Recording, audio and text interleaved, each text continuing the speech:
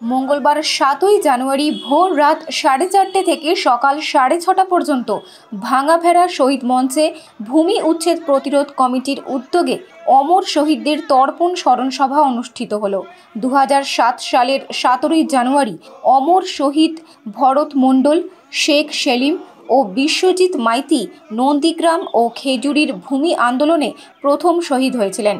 ভূমি উচ্ছেদ প্রতিরোধ কমিটির সকল সদস্য ছাড়াও বিশেষভাবে উপস্থিত ছিলেন রাজ্যনেত্রী জয়া দত্ত, সভাধিপতি উত্তম বারিক, প্রাক্তন মন্ত্রী ও বিধায়ক অখিল গিরি, অসিত ব্যানার্জি, চিত্ত মাইতি, তাম্রলিপ্ত পৌরসভার চেয়ারম্যান শেখ সুফিয়ান, আবু তাহের, শেখ আসগর, রঞ্জিত মণ্ডল, স্থানীয় 2 ব্লক সভাপতি বাপ্পা গর্গ ও সমুদ্ভব দাস সহ নেতৃত্ব। Kerography Professional presents Nanoplastia, Botox and Keratin treatments for all hair types. Get smooth, shiny, tangle-free hair last up to 8 months. Call 7980823487 and pamper your hair with advanced nanotechnology. Stay gorgeous with Kerography. CPM এর হারমাতদের শরীরে নন্দীগ্রামে শহীদের রক্ত লেগে আছে। তারা আজকে যাচ্ছে শহীদ স্মরণ করতে। এই শতাব্দীর সবথেকে বড় ট্র্যাজেডি এটাই। আসুন নন্দীগ্রামের পক্ষে, নন্দীগ্রামের সংস্কৃতিকে রক্ষা করবার জন্য ঐক্যবদ্ধভাবে গদ্দারের মুখোশ টেনে ফেলবো। আর 2026 সালে গদ্দারকে গণতান্ত্রিক ভাবে আমরা উচিত শিক্ষা দেব।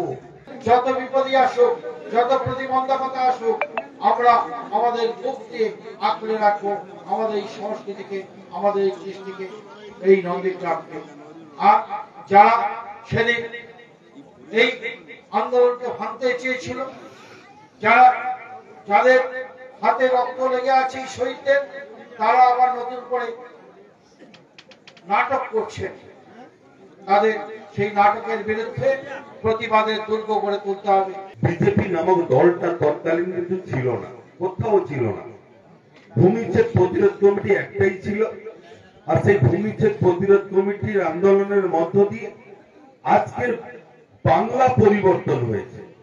বাংলায় 35 বছরের জবরদল পাথরকে সরিয়ে দিয়ে আজকের মামাটি মানুষের সরকার সংগঠিত হওয়ার পর আজকের কিন্তু প্রত্যেকটা মা মাটি মানুষের মানুষ উপকৃত। নন্দীগ্রামের মানুষ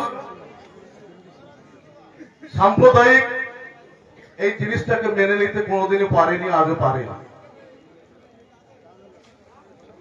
আজকে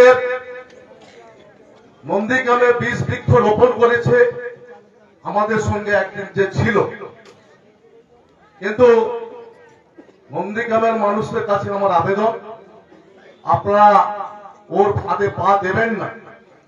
কারণ হিংসা রাজনীতি করছে। আগামী দিনে আমাদেরকে ঐক্যবদ্ধ হতে হবে, আবার হারমাদের বিরুদ্ধে লড়াই করতে হবে। আজকের আমরা শহীদদের তর্পণ দিবসে উপস্থিত হয়েছি।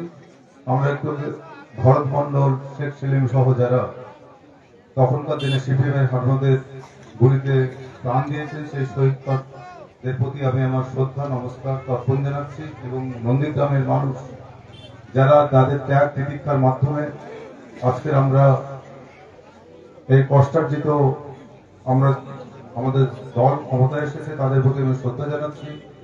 আমি আপনাদের সবাইকে একটা কথা বলতে চাই, সেই গদ্দার, যে গদ্দার একসময় আমাদের সঙ্গে ছিলেন, তিনি আজকে যেভাবে নন্দীগ্রাম আন্দোলনকে ধ্বংস করতে চাইছেন, আসুন আমরা সবাই মিলে তার বিরুদ্ধে প্রতিরোধ আন্দোলন গড়ে তুলি।